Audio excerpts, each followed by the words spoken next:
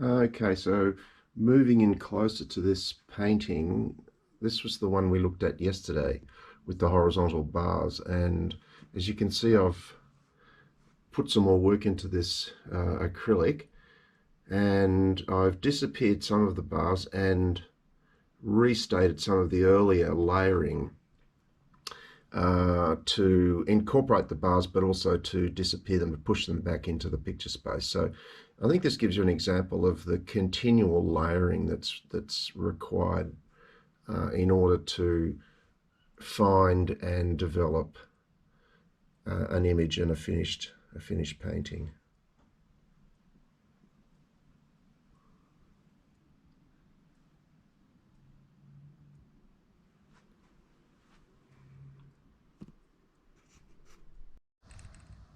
Hi everyone, video 14. Welcome back.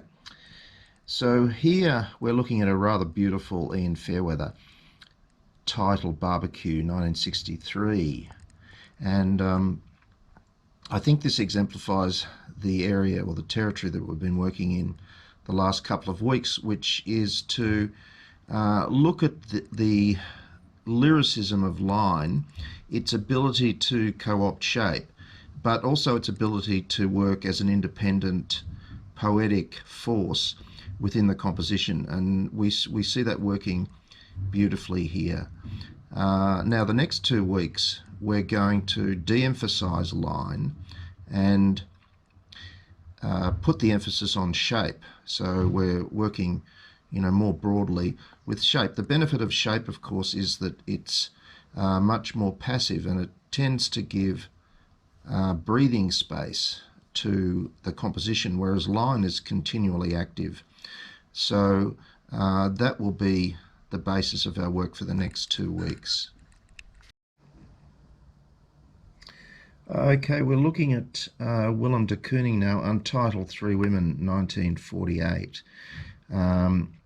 And we can see by comparison to the Fairweather, shape has more of a predominance in this composition. But I think also this really points out the difficulty of completely separating line from shape. They really work together, and even though there's less line in this, the line still plays a very important part in generating movement and energies and pathways through the composition. So, not to mention forms. So in our exercise for this week and next week, we're not going to completely eliminate line. Line is still a very important aspect, but we want to put the emphasis more on shape and form. Fire Island by de Kooning in 1946. You can see the power of the negative shape sweeping through here, underneath and surrounding and enclosing the white, which at first look appears to be the forms, but are the white areas the forms, are the white shapes the forms? The negative space could easily be the forms. Okay, so you still see the outline around some of the forms, so the line work is still there, but not nearly as important as the earlier pictures, or not nearly as obvious as the earlier pictures.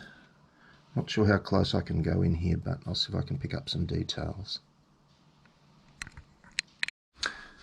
So here's an old acrylic that's been going for a year or two, that came out of storage a week or so ago when we embarked on this project.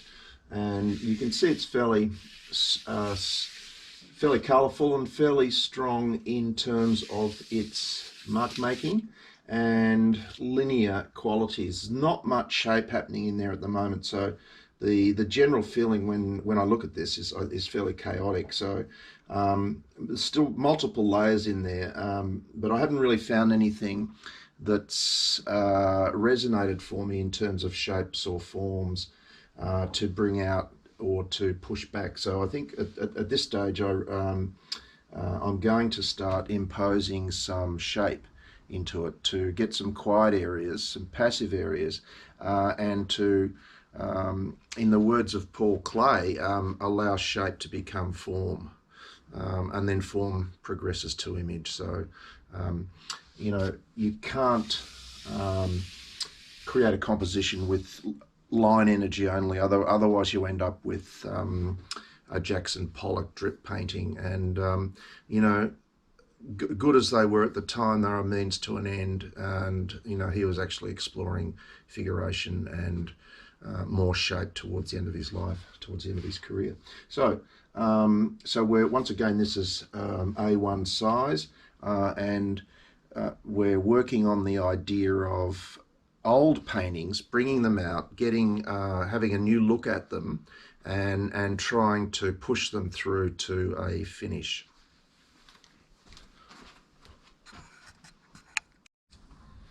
So I've chosen a raw sienna here, and there's a fair amount of this colour underlying, you know, several layers back, and I feel like I want to restate that, because to me it seems to be an important colour. It seems to be a linking colour, and also an opposing colour to the cools, the greens over this side, and the warm red.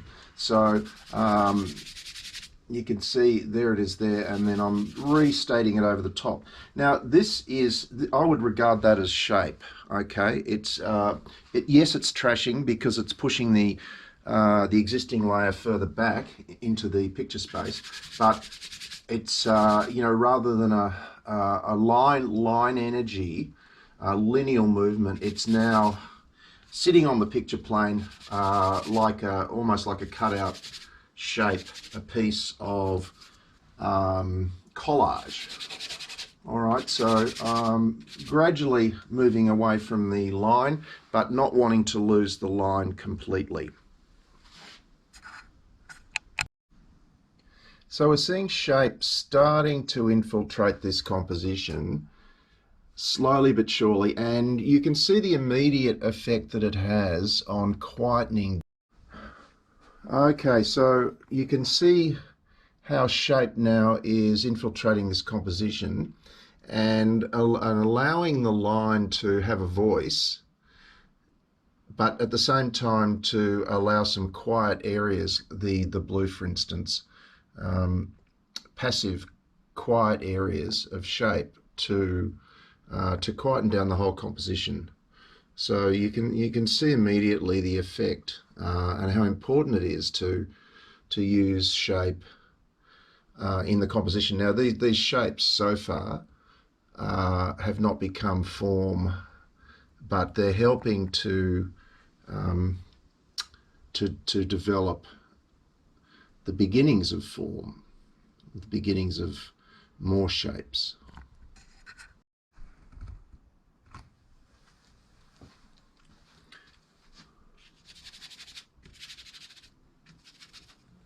So working with shape, working with layers, and keeping an eye out for any latent figuration that may be in the composition, but really withholding it, withholding the figure at this stage at all costs in order to develop the surface and to develop the shapes.